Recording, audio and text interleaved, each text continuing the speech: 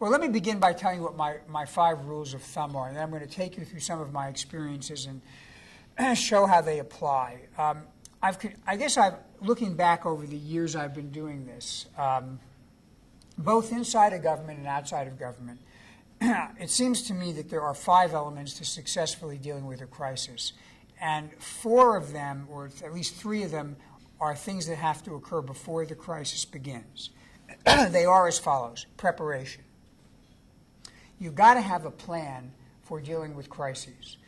It doesn't mean you can write a plan for every single specific crisis that is going to emerge. No one can anticipate all the variations on the theme.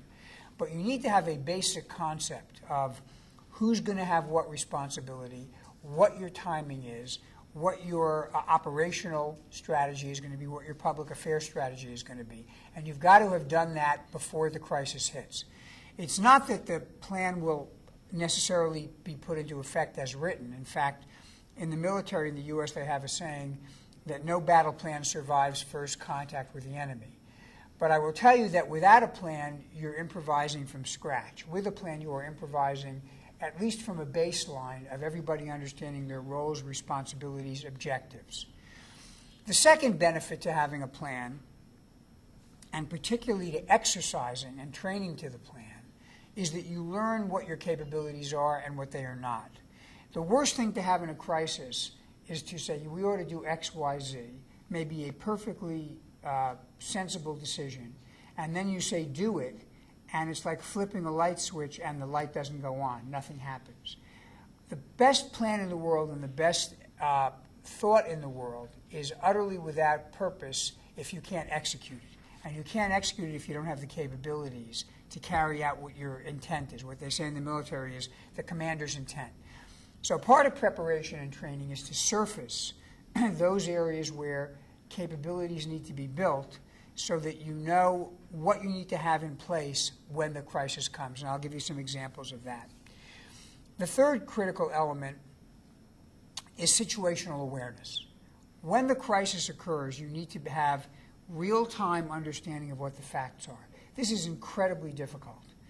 You get conflicting information. It does not come in real time.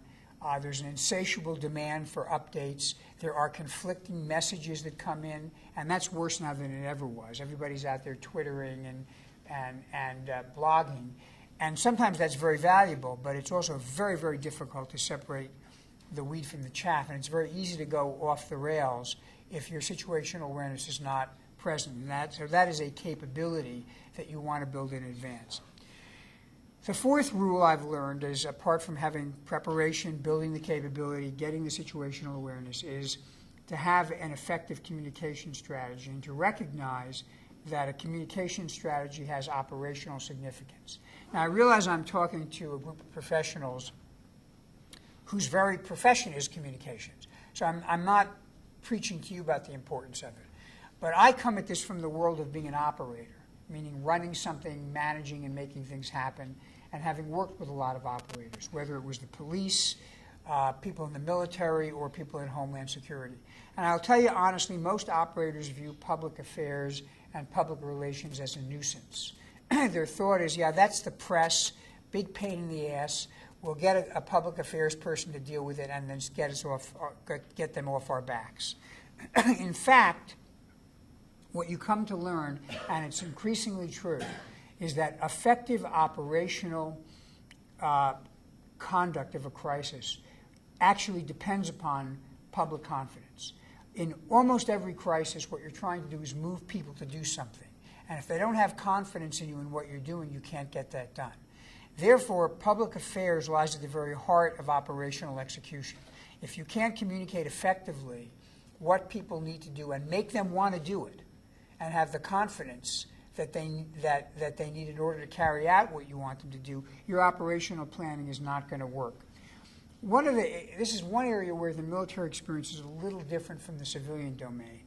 I find a lot of military leaders, although this has changed of late, and you can see that in the doctrine that General Petraeus and General McChrystal are talking about, but traditionally a lot of military really felt they didn't need to worry about public confidence or public affairs, because the truth is, if you go to war in a foreign place, you either control or kill everybody on the battlefield.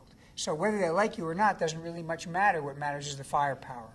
That does not work in a civilian domain. It doesn't even work in the military anymore, actually, as General Petraeus has taught us. You've got to make people want to carry out the operational direction that you're giving. And that's why the public confidence and the public affairs element is critical. Finally, the last element is decisiveness. This, to me, is the hardest part of crisis management. It is the willingness to make a decision that is a very hard decision. My experience almost uniformly is that the first instinct of people in a crisis is to do too little. And it seems to me it's born from two conditioned faculties in the psychology of managers. One is people feel if they overreact, it makes them seem somehow hysterical or panicked. They feel that what they don't want to do is be caught out as having done something that's going to make them look silly. So particularly if they haven't experienced a problem before, there's a tendency to underplay it and to kind of make it seem as, oh, this is more or less a routine matter. They feel more comfortable doing it. They don't run the risk of sticking their head up and looking foolish. Almost invariably, in my view, that turns out to be a mistake, that they've underdone rather than overdone. The second faculty is sometimes decisiveness requires doing something very hard and unpleasant.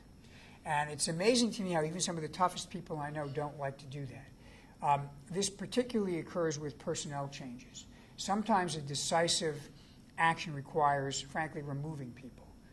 We had a case very recently, and we're actually working with Burson on this, for a private client that I'm working with, where it was our conclusion that to reverse the momentum of something that was degrading very rapidly, there had to be very significant operational changes and personnel changes at the very top, including, frankly, getting rid of a number of people that were very personally close to the individual who owned or controlled most of the stock of the entity we're talking about. That is a really hard thing for someone to do.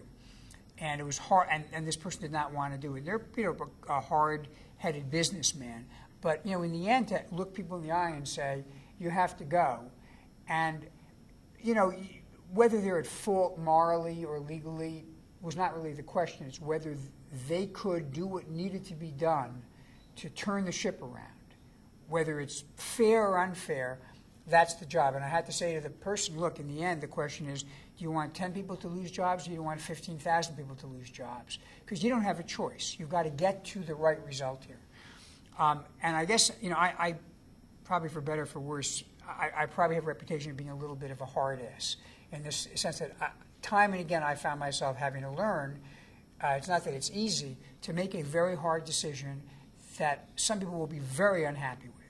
But I will also tell you that I've never regretted taking a decisive step, and I've often seen a dramatic positive result.